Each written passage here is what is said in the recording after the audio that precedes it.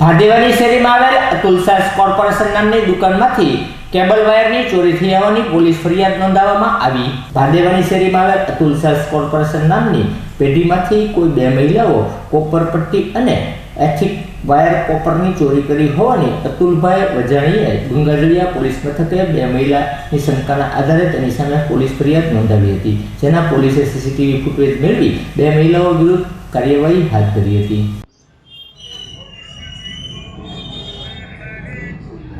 હા બોલો।